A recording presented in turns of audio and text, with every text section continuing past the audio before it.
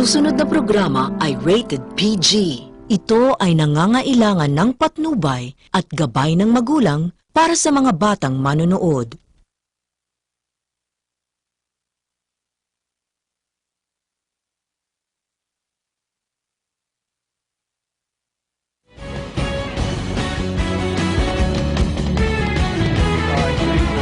Maiinit at makabuluhang issue. Mga pangyayaring pinag-uusapan at reaksyon ng mamamayan. Tatalakayin. Lilinawin. Kasama ang pinagkakatiwalaan ng sambayanan sa larangan ng broadcast, si Eli Saludar. Diskusyon.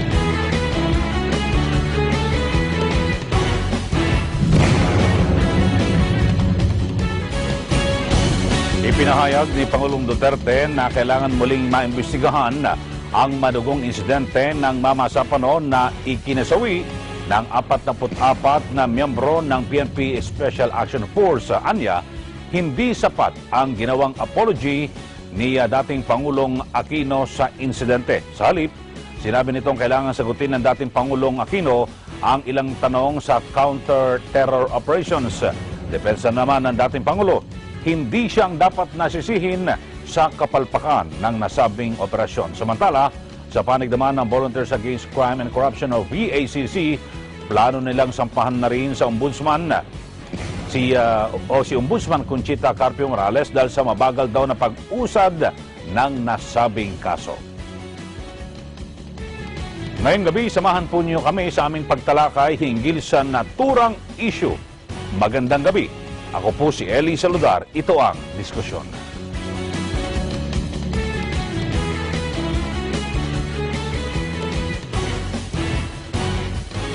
Madaling araw ng Enero 25, 2015 nang mangyari ang pagsalakay ng pwersa ng Philippine National Police Special Action Force o PNP-SAF sa Tucanalipaw, Mama Sapano, Maguindanao. Ang target, mahuli o mapatay ang international terrorist na sina Zulkifli Binhir alias Marwan at Abdul Basit Usman.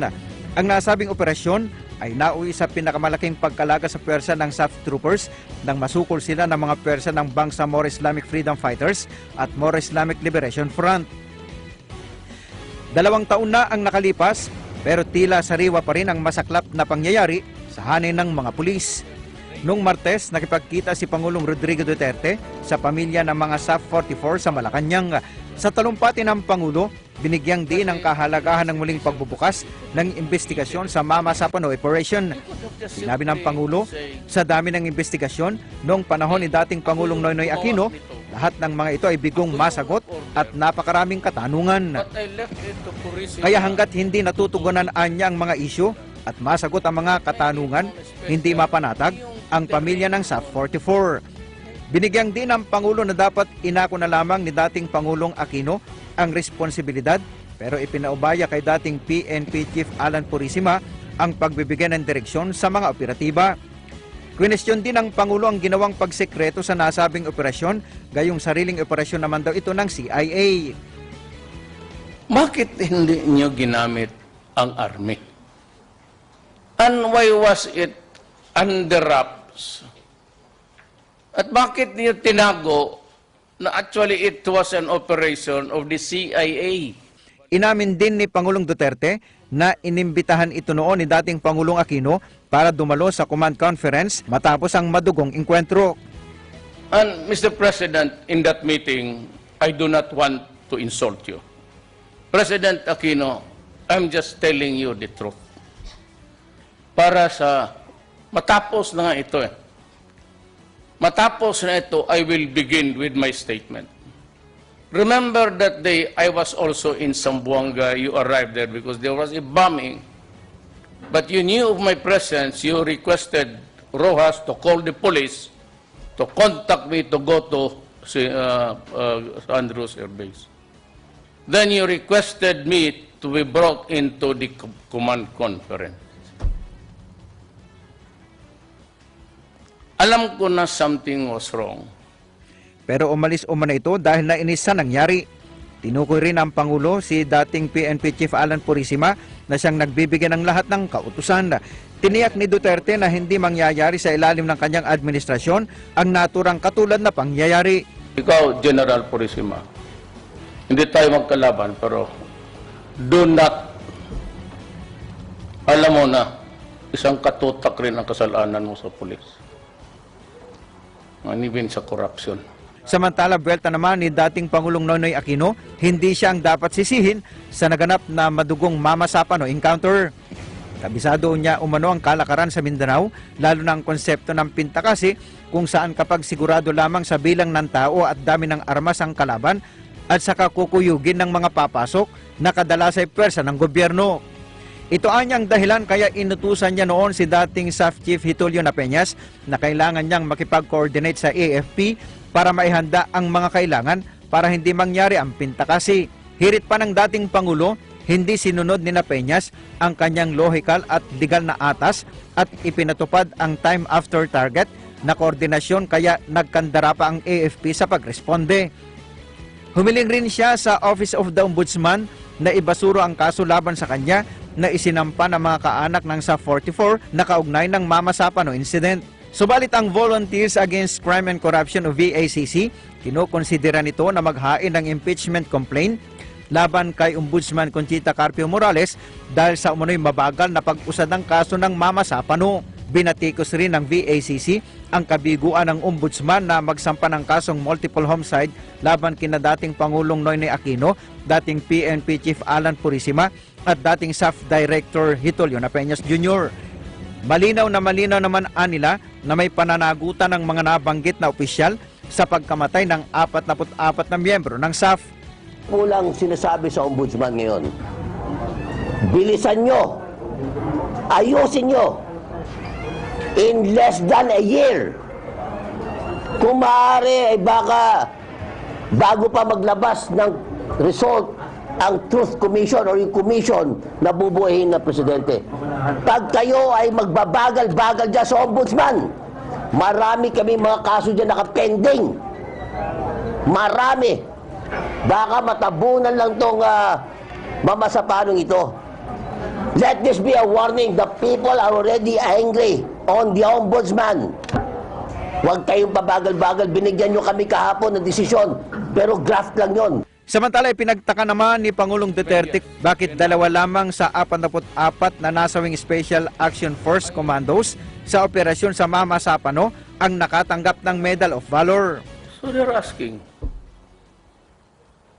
bakit dalawa lang ang valor? Lahat naman yung namatay. Nagpaputok rin. Of course, they had the enemy on the crosshair of their. They directed the direction of their arms in the line of fire. Dahil dito, inatasan ni Pangulong Duterte si PNP Chief Director General Ronald De La Rosa na siyasatin ang mga records ng mga napatay na SAF members. Look into it. I'm directing you now. And give me the result within probably at the end of the month. Hiniling naman ng ilang kaanak ng nasabing komando sa Pangulo na ideklarang National Memorial Day ang January 25 bilang paggunita sa SAF troopers. Pero sa halip na National Memorial Day, Day of Remembrance ang ipinangako ng Pangulo para sa mga SAF trooper. Umani naman ang papuri ang hakbang na ito ng Pangulong Duterte at nakapag-antig din sa puso ng mga netizens. Kasabay ng panawagan ng mga ito, mabigyan ng nararapat na katanungan ang pagkamatay ng mga ito na itinuturing mga bayani ng bansa. Samantala, nagkaharap na kahapon sa isinagawang pagdinig sa Senado ang asawa ng nasabing South Korean businessman na si Ji Ek-ju na pinatay mismo sa loob ng PNP headquarters at ang umano'y suspect sa pagpatay na si SPO3 Ricky Santa Isabel. Kapwa imbitado at dumalo bilang resource person sina Choi Kyung-jin at Santa Isabel sa pagdinig ng Senate Committee on Public Order and Dangerous Drugs. Presente rin sa pagdinig sina PNP Chief Director General Ronald Bato de la Rosa at ang superior ni Santa Isabel na si Superintendent Rafael Dumlao ng Anti-Illegal Drugs Group ng PNP. Lalo namang nadiin sa pagdinig ng Senado ang itinuturing suspect na si Santa Isabel sa pagpatay. Sa pagdinig ng Senate Committee on Public Order and Dangerous Drugs, direkta na kasing itinuro ng kasambahay na si Marisa Morquicho si Santa Isabel na pumasok sa loob ng bahay at dumukot sa kanyang amo kasamang isang SPO for Villegas. Ayon kay De La Rosa, may mga Koreano na lumantad na at handang magbigay ng testimonya laban sa mga pulis na dumukot sa kanila. Pahayag naman ni Senador Sani Angara na kailangan na magkaroon ng pagbabago sa PNP, hindi lamang sa kultura nito, kundi pati na rin sa estruktura at kompensasyon ng mga pulis.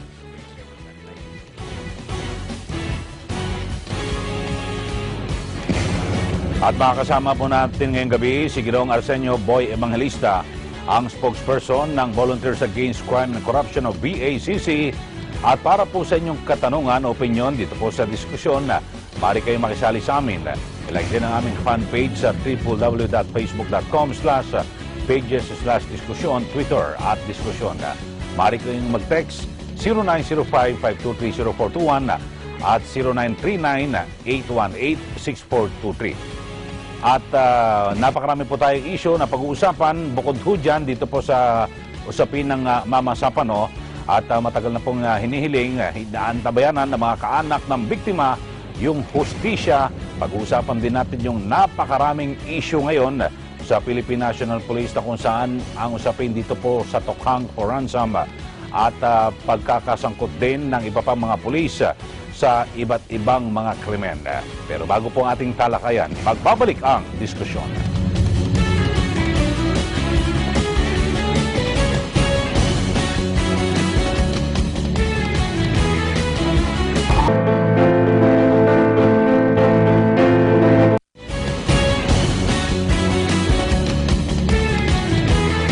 Hindi. Kasi po, tapos na yun eh. Tsaka nabigyan naman na ng hustisya yung mga pamilya ng mga biktima ng SAP 44 na yun. So, paano may maipapakulong doon eh? Wala namang partikular na tao na pwedeng sisihin sa pangyayari na yun. Para malaman kung sino may kasalanan. Pat lang kasi sagutin niya yun. Siyang kasalukuyang pinuno ng panahon na yun. Eh, maganda yun para kung magkaroon ng hinahanap na katarungan yung mga asawa, pamilya ng mga napatay, ay mas maganda yan. Maaring yung pinakamataas, sa idea ko lang, baka yung may kinalalaman din ng yung matataas na na leader, maaaring silang may kinalalaman din kaya walang nangyaring action. Siguro po dapat nga na ma-reinvestigate yung sa Mama Sapano. Kasi parang medyo tagilid yung pag-iimbestiga sa di parang di maayos yung pag-iimbestiga nila. Pa din naman. Parang walang hustisya, di pa nila mamit yung hustisya nila.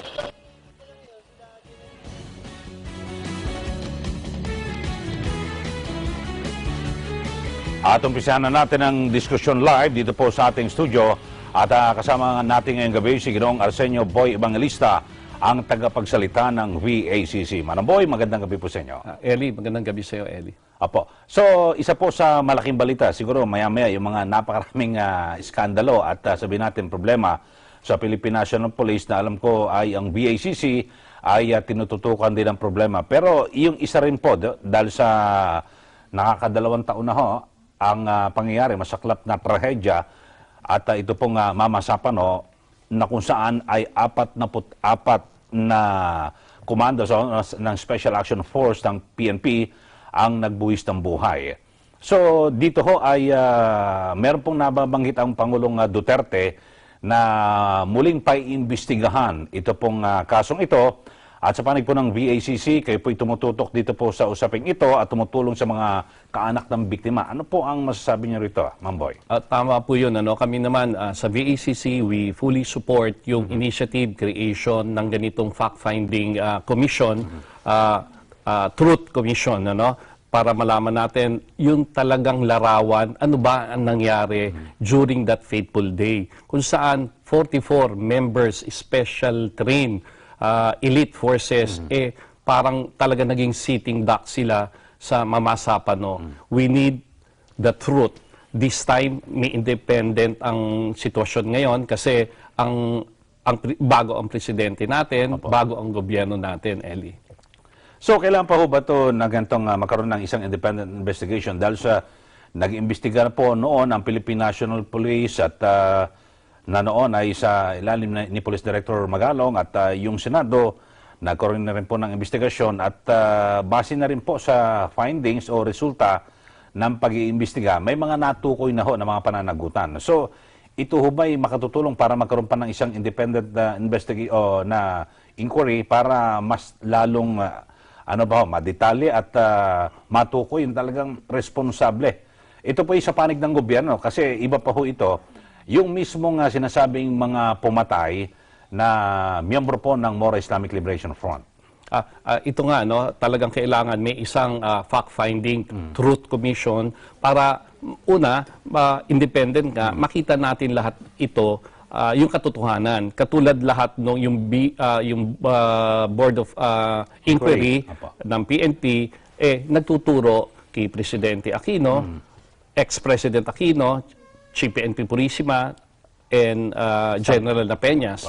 Yung DOJ, ganun din po, no, na tinuturo rin silang tatlo. At yung Senate report, kung saan yun nga ang inadapt namin, na malinaw, sinasabi ng Senate report, it's not an encounter, but ito ay isang malaking massacre na nakita natin, nagbuwis ng buhay, 44.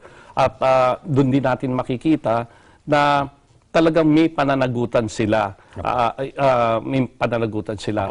Okay, so Manong Boy, sa ngayon ang focus niyo rin ho bukod sa pagtutulak no na umusad ito pong mga kaso ay dito po sa panig po ng ng mga kaanak ng biktima ng SAF 44. Kumusta ho ang kanilang kalagayan at sabihin natin naka-move on na ho ba sila o talagang ano ho ba ang kasalukuyang sitwasyon at yung kanilang nararamdaman dito po sa trahedyang ito sa Mama Sapano? Alam mo po, no, yung mga biktima ngayon is still crying, asking for justice, justisya, no, para sa mahal nila sa buhay. Restless na sila ngayon. Ano? In 2 years' time, 3 days ago, second death anniversary ng mga Fallen 44, nakita nila walang nangyayari. No? Buti mayroong mga group, individuals, mga NGO, na talaga nag-i-initiate mabuhay itong kaso na to. And no less than the President Duterte, nag-announce po siya, may pronouncement siya, yung creation ng isang independent body, Truth Commission. Kaya restless sila eh. Kaya nga, alam mo Eli, dapat talaga umiiyak sila, nakasama namin. Nag-press conference nga kami dito sa Quezon City. From there, naglakad kami, nagmarcha kami sa Ombudsman. We are crying for justice the soonest time possible. Mabigyan na ng hustisya itong mga to. Kasi kawawa talaga sila eh. Talagang restless sila. Apo. So, dito ho sa mga kaanak na mga biktima po, no, yung sa SAF 44, ay kumusta ho ba sila? Naibigay ho ba lahat ng mga pangako? Yung sa usapin ho ng mga pinansyal na tulong? Naibigay naman lahat? Yung mga napangako talaga, kulang-kulang. Tapos wala na nga mga notification sila. Kaya ngayon ang isang wina-workout namin kung paano nila makuha yun fully. Kaya nga talagang agrabyado sila. Kaya nga ang ini-expect nga nila dito, may managot dito. Apo. So maganda ho no yung ginawang kautusan ng Pangulong Duterte na kanyang ipaaral kay PNP Chief Ronald De La Rosa na yung muling reviewin yung paggagawad ng yung Medal of Valor dito kasi dalawa lang ho sa 44 na subcommandos ang nabigyan po. At yan po yung pinakamataas na pagkilala ng medalya at alam naman natin para po sa kalaman ng ating mga manonood kapag ikaw ay nagawaran ng Medal of Valor ay napakarami rin ho ng mga benepisyo na pwedeng matanggap kung sino yung asawa o magulang ng mga sundalo or pulis. Dapat nga napapanahon na iibigay nila to, no, yung mga ganitong recognitions para mag-serve ito ng isang initiative sa mga mga sundalo, mga men in uniform na hanggang ngayon lumalaban para sa ating bansa. Kasi pag yun mga incentives talaga yon at pag naman well-deserved, deserving yung mga makakatanggap nito, yung pera po, walang halaga yan, no? Correct. I-compare mo sa buhay, yung mga nagbuwis ng buhay. No, alam natin na kayang gawan ng national government yan, ating gobyerno, na gastusan nila talaga yung mga benefits na yan, na alam natin malaki. Pero yun nga hindi nga commensurate ngayon sa buhay. Pero at least kahit papano, nakakatulong at magsisilbing magandang incentive para sa mga ating sundalo. So, ako ho, bilang isang mamahayag at sabihin natin, nagmamasid dito po sa issue ito, siguro may mga panuntunan po sa PNP para bigyan po ng Medal of Valor ang isang pulis. Pero siguro sa pagkakataong ito, sa nangyari po sa SAF 44, dapat yung natitira pang 42, ibigay na po yung medalyang yan dahil sa, kumbaga sa pakonsuelo na lang po ito at syempre higit na pagkilala sa ating mga pulis at siguro magiging simbolo po ito ng katapatan sa tungkulin ng isang pulis at sila po yung nagbuwis ng buhay, namatay sa pagtupad ng tungkulin. Kabaliktaran naman sa ibang nangyayari ngayon na ibang mga pulis na na-involve po sa iba't ibang mga krimen. So, dito ho sa issue ng mamasapanan, pwede na po ito yung patawag si dating Pangulo kung sakasakali na mabuo po ito hong independent commission na ito. Pwede na, no? Kasi ang alam ko to, talagang may power to, no? Independent, yung power niya to call all personalities, lahat ng mga personalities na nababanggit dito, do sa Senate report, sa BOI report, sa DOJ report, at dapat talaga, yung power dito na doon. Pero sa ngayon po ay parang tatlo lang ho ang lumulutang, no? Itong si dating Pangulo Aquino, si dating PNP Chief Purisima at dating SAF Director na Peñas. Sana ho matingnan nyo rin po sa panig po ng Armed Forces of the Philippines na kung saan dapat sila po ang sumuporte. Dahil sila po yung may sapat na kagamitan, yung ating mga sundalo at siguro sama rin mapatawag ho dyan, magpaliwanag, yung dating peace advisor ng Aquino administration, si Secretary Ging Deles. So lahat na para mabuo yung kwento at makita ho natin. Kasi dito ang layunin na Manong Boy ay para wag na ho maulit sa hinaharap. Tama po yun, ano? Saka ang gusto natin talaga dito, yung katotohanan. Ano ba talaga nangyari? Yung bigger picture. Kaya nga dapat lahat ng personality sa Armed Forces, lahat ng nabanggit sa Senado o yung babanggitin pa ni General na Peñas. Kasi naririnig ko, marami pa siyang babanggitin. This time, baka yung sa executive session na ginawa nun sa Senate, baka mabigyan na siya ng pagkakataon ngayon. Dapat ito tell all. Total, wag na niya isipin. I would suggest kay General La Peñas, wag na niya isipin yung career niya. Total, retired na siya. This is a matter of love of country, his honor at stake dito. Okay, kuha tayo ng mga reaksyon mula po sa ating mga manonood. At ito po, mula kay 0298, good evening po, diskusyon, puro naman investigasyon, pero wala namang napaparusahan nung nakaraan lang. Nananawa na ang sambayan ng Pilipino sa kaiimbestiga pero may napala ba? Wala. So ano pong inyong reaksyon? Siguro yung iba parang sawa na nga po or duda, puro investigasyon, wala namang magandang resulta. Yung pong siguro perception po ito ng ating manonood.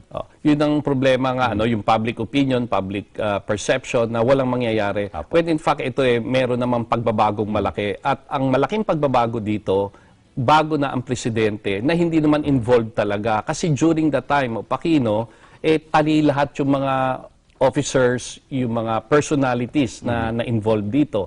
Hindi sila makapagsalita kasi iniisip nila yung career. Kaya sana maging optimistic tayo this time na talagang may malaking pagbabago dito, may makukulong dito, may mananagot dito. Yun naman ang pangako ng presidente. Okay. Wala naman kay Mary Ann Dizon, medyo puro tapang lang ang gobyerno. Dapat may masampulan na kung iimbestigahan, dapat ipatawag lahat ng posible may kinalaman. Siguro lahat naman mapapatawag, wala nang immunity ang dating Pangulo at maibigay siguro. Kasi may ito yung tamang lugar para siguro hindi naman sa kinukundina natin, maibigay yung kanyang paliwanag. Tama po yun. Okay, at good evening po, Kaeli. Nakakaya po ang nangyari doon sa Koreano. Parang nagkaroon tuloy ng sabwatan. Ayan. Mamaya, yung isyong na yan, pag-uusapan pa namin ni Manong Boy Evangelista at dahil sa sila po ang BACC ay sila po'y tumutulong sa mga biktima. Pero pag mga pulis na nambibiktima, binabantayan din po yan ng BACC. So pag-uusapan po natin yan maya-maya at dito po sa Mama Sapano ay siguro kailan matapos na ho itong isyong ito at kung sino dapat na managot para yung manahimik na po at bigyan na rin natin ng katahimikan yung kaisipan po na mga kaanak ng biktima nito pong trahedyang ito. Tama po yun. Kailangan magkaroon na ng final closure to once and for all para makamove forward na lahat. Tayo, yung mga biktima, makamove forward. No? The only time makaka-move forward itong biktima, pag nakuha na nila yung tamang hustisya na deserving doon sa mga mahal nila sa buhay. Apo. So abangan ho natin kung ano ang kung kailan at kung sino-sino yung mga bubuo dito po sa Independent Commission na inutos ng Pangulong Duterte na buuin at ito po itututok para maresolba na. At sabihin natin matapos na yung usapin dito po sa Mama Sapano at siyempre pinag-usapan po rito yung 44 na sub-commandos na itinuturing natin na mga bayani, nagbuwis ng buhay at sila po'y namatay sa pamamagitan ng pagtupad sa tungkulin. Pero mamaya sa ating pagbabalik, pag-uusapan naman natin yung tumutupad sa tungkulin kasama po yung pagsasamantala at pambibiktima sa taong bayan. Sa pagbabalik ng diskusyon.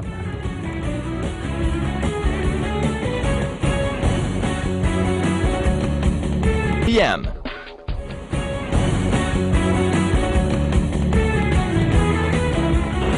Siyempre, mababawasan na yung krimen. Bigyan siya ng hustisya po. Kasi kailangan din yun ng pamilya niya. Kailangan masolve yung nangyari. Baka iulit na po? Di ba yung nangyari yung SAF, si President Noynoy Aquino yung under sa kanyang administration yung cases na yun. So most probably talagang siguro responsible siya dun sa nangyari sa case na yun. Mas maanat na yung hustisya. Hustisya para sa mga pamilya na salanta na sawian. Kung nagpadala siya ng backup agad, baka pwede pa mailigtas yung mga sa 44 na yun. Baka pwede pa silang maligtas, marami pamilyang di mamatayan, at baka makamit pa yung hustisya. Yung problema sa mga rebelde. Ayun. Para sa akin po, mas maganda kung sino po talaga yung responsible dun sa patayan. Doon po sa part na yan, talagang nagkulang po sila. Kasi hindi naman po aangal yung mga naiwan ng mga biktima ko talagang solve out yung kaso. Talagang may ginawa sila eh.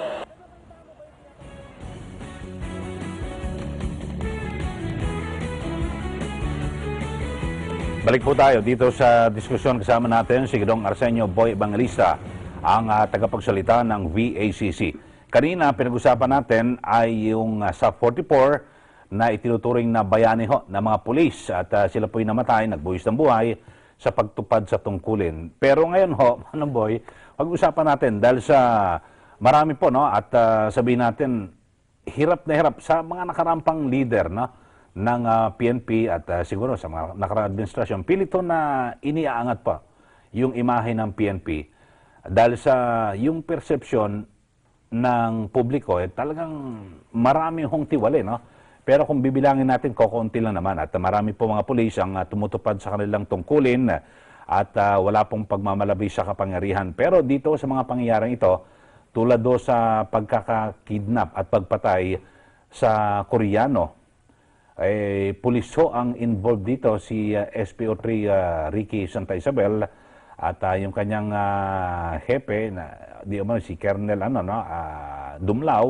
So sa inyo po, sa panig po ng VACC, dahil sa tayo po ay sabihin natin kakampi po natin ng pulis, yung matitinong pulis, pero dito po sa mga pangyayaring ito, alam po nyo sa amin nga, yung frustrations, again, na doon, yung public opinion, perception, napaka-importante niyan sa imahe nga ng pulis. Hindi nga natin linalahat, ang dami nating katuwang natin ang PNP, lalo na yung grupo namin, pero pag nakakakita tayo ng ganitong pulis, dapat ito yung managot talaga, no? Ito yung mga pulis na continuously ginagawa ito. At ang masakit dito, yung kampanya na napakaganda, yung eradication ng all major crimes, ginagamit nila, sinasabayan nila, yun ang pinakamaganda nilang cover. So ito yung mga group of scalawags na dapat talaga ito masampulan to eh. Dito mapakita yung drastic measures na i-apply nila sa kabaro nila. Kaya nga kami, nananawagan kami o kinukuha namin ang atensyon ni Presidente at ni Chief PNP Bato na ito dapat ito talagang masampulan itong mga ganito Yung katulad nun, may lumabas na naman na isang video kung saan planting of evidence ito, no? Napakabigat nito Ito capital punishment ito. Kung may restore ang death penalty, dapat pasok itong mga pulis na to na nakita naman natin na talagang gagawin nila ang lahat yung mandato nila, no, na going back, ang pinag-aral natin, tinuruan natin yung mga special skills nila, yung may baril, may badge, tapos ito mismo gagamitin against us. Apo. So dito ho, talagang dapat to, kung maibabalik ho yung parusang kamatayan, basta't otoridad, polis o sundalo, kahit na anong karumal-dumal na krimen, dapat automatic bita yun kung magkakaroon po ng batas. Pero dito ho, bukod dito kay Santa Isabel, meron pang 7 na pulis na yung Koreano rin na pumunta rito sa Pilipinas, mag-golf lang talagang pinuntahan doon sa bahay, tapos daing ng pera, tapos yung nagtatanim nga ng mga ebidensya.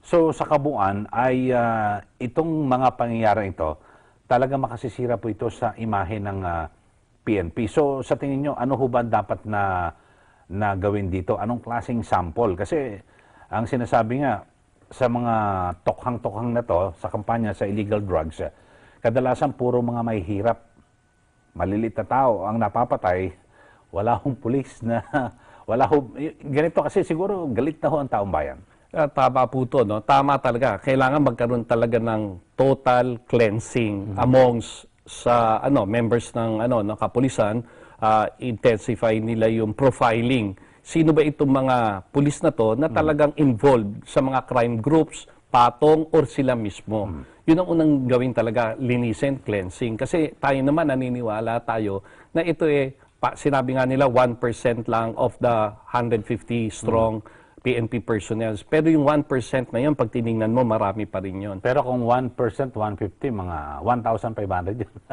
1,000 libo rin. Libo rin. Oo. Na talagang kayang sirain yung ongoing marching orders ng presidente at ng leadership ng PNP. Kaya kami, we suggest na talagang cleansing, yung talagang matinding cleansing. Yun. So siguro, at dito po sa paglilinis, talagang isasuggest natin sa hanay po ng PNP, talagang dapat bilisan po, no? Yung mga summary dismissal proceedings na yan, dapat siguro matagal na ho, 1 buwan O hindi pa natin nalalaman kung ano nangyari doon sa may, 'di ba, sa may Mindoro. Isa pa, chief of police pa, tapos siya opisyal ng PNP, 'di ba? May pinatay sila doon na babae na parang NGO, labor leader na ganon. Napakarami po at si Superintendent Marcos, ang dami ho at nai-involve sa talagang yung pagmamalabis. Pero yung mabagal po yung proseso sa pagdidisiplina sa mga pulis. So palagay niyo, isa ito sa nakakasira sa imahe ng PNP. Tingin ko yun ang isang malaking problema natin. Katulad ng mga implementing agencies, katulad ng Internal Affairs Service, kung saan ang pananaw namin dito, isang ahensya na wala namang ipin. Kulang na kulang yung manpower nila, kulang na kulang yung mga personnels nila na i-resolve yung mga kaso for dismissal, summary dismissals. Kaya nga, we suggest mag-incorporate sila ng maraming, bigyan nila ng malaking budget ang IAS at human resources, material resources, bigyan nila para maproseso, and that includes yung NAPOLCOM din. Kaya yun dun nagkakaroon ng failure. Pag nag-fail to, yung dismissal mabagal, walang prosecution, so saka minsan nakakalito no? Ano ba yun? Dismissal, sinibak, tapos minsan mapupromote pa, minsan i-adapt, kukunin nung kaibigan nila yung RD, yung PD, kaso Nakakabalik sa makakabalik serbisyo. na naman sila kasi hindi na natin nakukover nakakalimutan na natin. Maraming ganyang cases sa mga sa Atimonan 13, ang daming mga kaso noon. Yung involved na 12 na hulidap sa EDSA noong time ni General Purisima, kung saan 12 miyembro ng Police Station 1 ng La Loma na nag-viral yon. Yun yung mga good example. May kinuha sila sa EDSA, kitang-kita po yun, di ba? Oo. Ano na kaya nangyari sa kasong yun? Yun nga, kita nyo, walang update. For all we know, nakita natin, naka-van sila, yung SALN nila nung lumabas, may 8 million, 5 million. Opo. Yung isang member ng Ninja sa Sampaloc, Manila, ni-raid yung bahay ng NBI, may nakuha 8 pera. million cold cash. Yung mga ganong similar cases, no, yun ang mga instances na talagang nakakasira sa imahe ng PNP. Kahit na lahat nagtatrabaho, united, pero yung mga ganito talaga, dapat ito yung talagang maproseso, makontrol, at mabigyan ng matinding sample talaga. Okay. Apo. Siguro at sa susunod na Webes, meron din pagdinig ang Senado kay Senator Ping Lacson.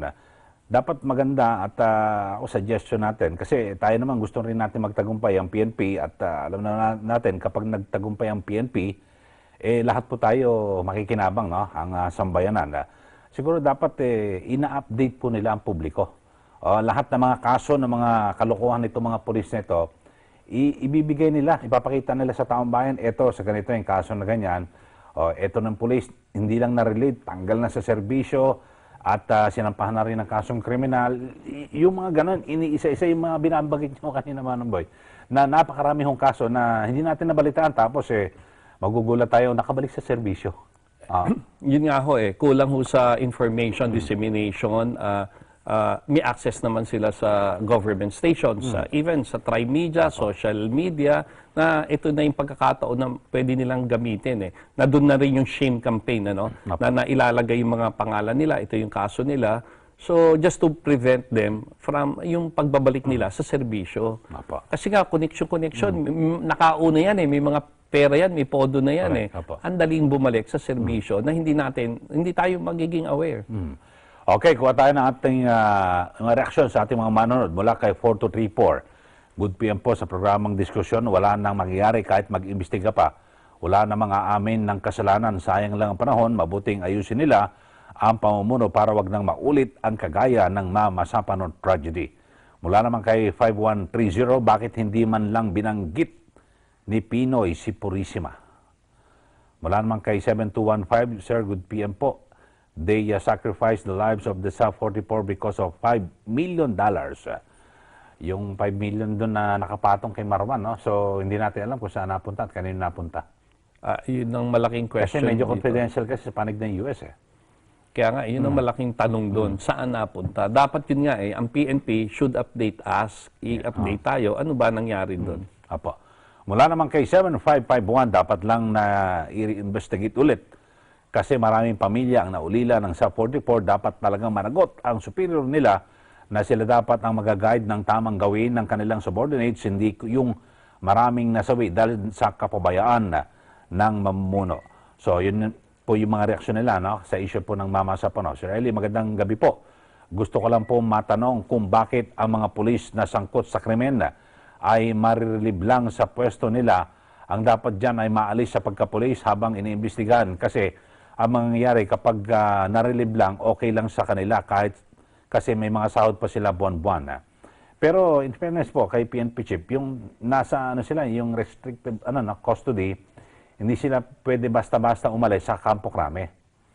Kaya lang ang may pinapaliwanag si PNP chief Bato, hindi katulad sa militar Kasi parang ang PNP natin civilian na halimbawa magpapaalam sila, pwedeng i-escortan lang, pero hindi payagan.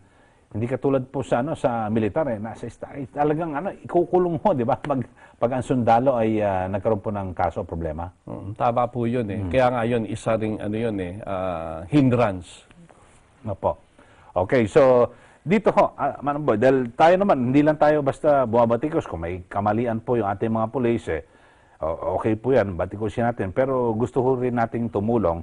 So ngayon ho, ang imahe ng pulis, kapag may nakita kang pulis katabi, takot ka natatakot ka. Hindi katulad noon, nirerespeto. Ngayon, kinatatakutan po ang pulis. So, kayo ho ba, ganyan din ho ba ang nakikita niyong persepsyon ng iba nating kababayan? So, yun ang public opinion, public perception, pag pulis, parang merong animosity kaagad eh. Parang yun ang gusto nating matanggal. Nawala yung mandato na protect and serve. Na pag nakita mo yung pulis, ang initial dapat proteksyonan ka eh. Pero paano ka naman pupunta sa kapulisan kung mismo sila nakikita yung ganitong mga similar incidents na sila pa yung gumagawa ng krimen, pinapatay. Ito, worse na to, no? Cremation, sabihin nga natin, isolated case to, what happened inside the camp, yung Camp Crame. Pero yung mga similar cases outside the Camp Crame, ano yun eh, ang dami na eh. Yung nakakalimutan na nga natin sa tagal, hindi na tayo na-update, parang naging regular thing. Kaya yun, imahe ng pulis ang dapat tutukan, baguhin. Opo. So, yun po, no? At bagamat may panawagan sa hepe po ng PNP na mag-resign, kaya naman hindi na kayo pabor na mag-resign siya, kundi dapat magising po siya sa kanyang pamumuno sa PNP. Kami sa VACC, no sa resignation ni Bato, ni Chief PNP. But then, yung leadership by example is so importante yan.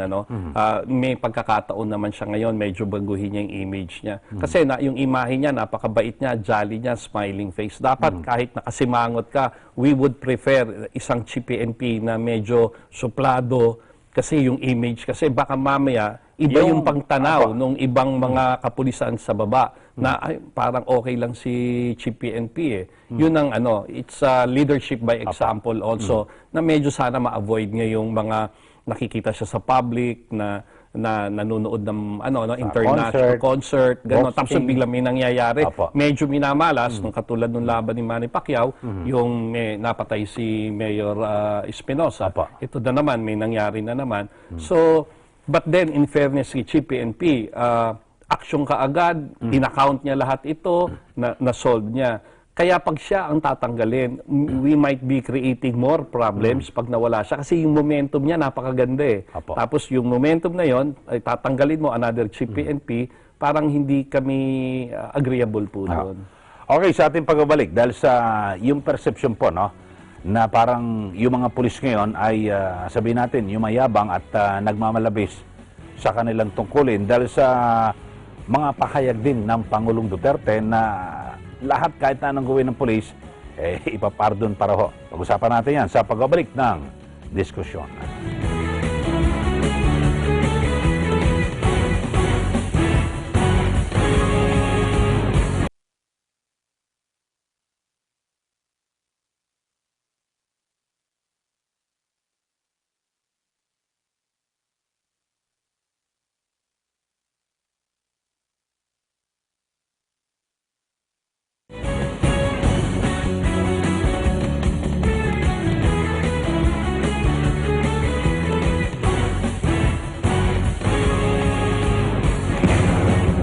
Balik tayo dito po sa diskusyon, kasama natin si Ginong Arsenio Boy Evangelista, ang tagapagsalita ng VACC. Manang Boy, yung kanina pinag-uusapan natin, kasi narinig ko ito yung termino na binabanggit ni Senator Grace po na maraming may mga pulis ngayon na parang yumayabang, lumalakas po ang loob dahil sa mga pronouncement o pahayag po ng Pangulong Duterte na talagang hindi sila iiwanan, sasamahan, at pero kung kanilang kakatasin yung sinasabi ng Pangulo, yung mga tama, sa tama at yung sa kampanya. Pero ang ginagawang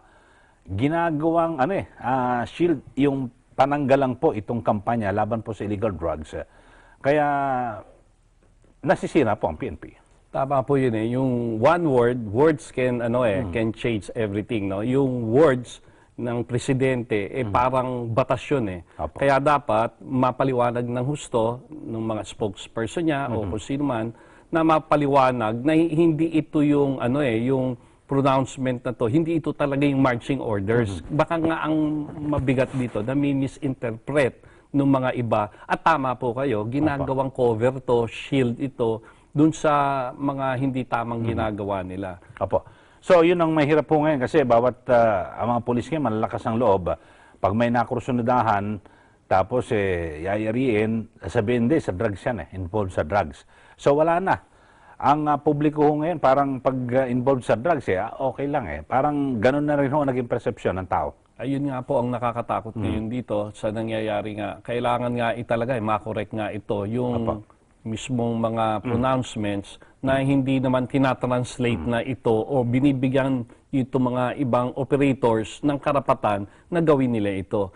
May dapat ma-establish yung line, yung pronouncement, saka yung instruction, no? Kung paano nilang patutupad yun. Sa ngayon ho, no, may naghahain na po ng petisyon sa Supreme Court dito po sa Oplan Tokhang, yung Tokhang operations ng PNP. Ano ho ba magiging implikasyon ito? Kung sakali, no? Hindi ho natin sa pinangungunahan ng Supreme Court, pero kung sakali magkaroon po ng TRO, ano po ang magiging implikasyon nito sa kampanya natin laban po sa lahat ng krimen, lalo na po yung illegal drugs? Ang nakikita po namin dito, yung Tokhang naman, voluntary to kung gusto mo mag-surrender. Pero yung pag ito na-implement, binigyan ng Supreme Court ng TRO, ang mangyayari dito, mapuputol yung momentum ng police operation. Kasi nga, paano ka makakapag-operate kung may TRO na hindi mo pwedeng lapitan, hindi mo pwedeng ituloy yung police intervention. Ang tatamaan dito, yung police intervention. So, yung momentum ng eradication ng illegal drugs, manufacturing, wholesale selling, yun po ang tatamaan dito, yung police intervention. So, siguro, pinakamagandang gawin po rito ng Supreme Court, pabilisin ang usad ng mga kaso sa korte. Tama po yun. Siguro mas maganda yun ang gawin dapat. Tama po yun. Yung prosecution saka yung Basta yung paglilitis po sa mga mababang korte, dapat siguro bilisan po ang resolusyon at kasi kapag ganun ho, mabilis po yung ating yung sa pasangay po ng hudikatura, yung ating justice system gaganda ng gaganda po ito. Tama po yun. Dapat lahat ng pillars of criminal justice magtrabaho, magtulungan. That includes lahat ng levels ng court para ma-fast track nga itong prosecution nitong mga individuals na to and crime groups. So napag-usapan natin, issue po ng kaso. Bakit gusto niyo parang ipa-impeach si Ombudsman Conchita Carpio Morales? Kasi po, kami sa VACC, ang dami naming final na kaso lahat sa ombudsman, mga personalities, mga members ng local government, yung mga members ng PNP, law enforcers, and even mga abogado, mga secretaries, department secretaries. Pero ang tagal na walang mga ambagal ng resolution, walang nangyayari Kaya so parang nagiging inutil din ang ombudsman doon sa mga complaints. Kaya so yung mga yung hustisya hindi rin makuha. At saka bukod ho dyan, Manong Boy, talagang nakakadismaya sa ombudsman na marami pong na ibabasurang kaso sa Sandigang Bayan. Sila kasi ang taga-usig di ba? Sila ang nagsisilbing sa panig po ng prosecution. Ang dami kong mga kaso na ng katiwalian, isa na lang kay Jokjok Bulante. Pero nyo, ang dami-dami inaksiyang oras ng Senado dyan, ang publiko, tapos na absuelto. Ang dami, isa lang ho yan, napakarami ho, may mga kasong katiwalian sa Sandigang Bayan na absuelto po. Kaya nga po yung trust and confidence sa ombudsman nawawala na So nagkakaroon ng failure, failure in the sense na una, ang tagal nila mag-resolve. Pag na-resolve naman nila, absuelto, yung hindi makuha ng justice. Kaya nga ang mga biktima, lahat-lahat, talagang the only time makaka-move forward sila kung makuha nila yung hustisya, the soonest time possible, that's number one, at yung ma-resolve na talaga. Ayun. Okay, siguro sa isang punto na lang at kasi madalas na ito nangyayari sa ating bawat may kaso, parang nagkakaroon po ng kompetensya yung NBI at PNP. So, kasi dito sa kaso ng Koreano, parang nag-uunahan at napakaganda po ng payo ni Senator Ping Lacson.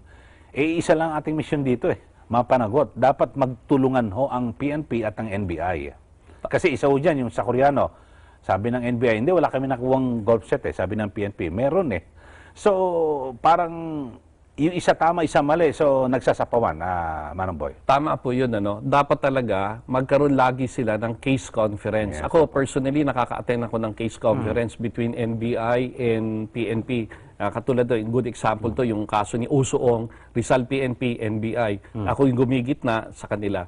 At yung case conference, maliliwanagan yung parallel investigation, Yun, dapat. yung lahat ng hard pieces of evidence. Initially kasi pulis ang nakumukuha niyan kasi Apo. sila yung may pulis i-share nila talaga na tama-tama. Then they can work as one para talagang for yung crime solution mas higher, mataas. Yes, opo. Kasi alam naman natin, ang proseso po ng ating batas, lalo na po sa korte, ang tinitingnan mo na yung beyond reasonable doubt o walang kaduda-duda na siya po ang gumawa ng krimen. Pag nagkaroon po ng duda, nako, absuelto po yan sa ating hukom. Yeah, Opo. yun. Okay, so sa mga pangyayari ito at sa pagkakasangkot din po ng ilang mga pulis, hindi po natin nila lahat, pero yung imahe po ng PNP, so ano po ang inyong panawagan sa taong bayan? Paano po tatanggapin ho ito ng publiko, yung mga pangyayaring ito? At dito po sa hanay ng PNP at kayo po sa panig po ng BACC, kayo po'y tumututok sa iba't ibang mga kaso, tumutulong po sa mga biktima. Again, let us trust the wisdom of the President, the Chief PNP, yung tiwala natin sa pulis, balik natin, mga isolated din man ito, no? Hindi naman lahat, 1% nga lang daw yung So yung tiwala, importante, magtulungan tayo, let us continue fighting these criminals, these scalawags na sumisira sa ating bansa, na nagdudulot pa ng international embarrassment sa ibang bansa. So, finally, let us keep this nation free from crime and corruption. Apo. Yun lang po. Okay, maraming salamat po kay Ginoong Arsenio Boy Evangelista, ang spokesperson ng Volunteers Against Crime and Corruption. Maraming salamat din po sa mga nagpadala ng text. Kung tutusin po ay napakatagal na mula nang mangyari ang insidente po sa Mama Sapano, ngunit tila napakabagal ng sistema ng hustisya sa ating bansa kung kaya't hanggang ngayon hindi pa rin po ito nare-resolba. Nananatili pa rin ang mga katanungang walang mahanap na kasagutan. Sa ngayon ay magkakaroon na naman ng masinsinang investigasyon. Sana ang hakbang na ito ay tuluyan ng lumitaw ang katotohanan, mapanagot ang mga responsable at mabigyan ng marapat na hustisya ang mga biktima at tuluyan ng matuldukan ang nasabing issue. At samantala, sa issue naman po ng napatay na Koreano na kinasasangkutan ng ilang miyembro ng pulisya ay nagdulot ng batik sa magandang imahe ng Pilipinas sa mga karatig bansa. Lalo na po sa mga Koreano na ayon sa mga datos ay may pinakamalaking bilang ng mga turistang bumibisita dito po sa atin. Sana nga ay mahigpit na ipatupad ang sinasabing paglilinis sa hanay ng PNP upang mas maging epektibo sila sa pagpapatupad ng batas. Ayaw na po nating maulit pa ang mga ganitong insidente ng patayan na sa loob pa mismo ng PNP headquarters sa Campo Crame nangyari. Sana'y mas tumalim pa ang ngipin ng mga pinuno ng PNP para naman matigil o mawala na ang mga abusadong pulis na talaga namang sumisira sa imahe ng pambansang pulisya. Muli, magandang gabi. Ako po si Eli Saludar. Ito ang Diskusyon.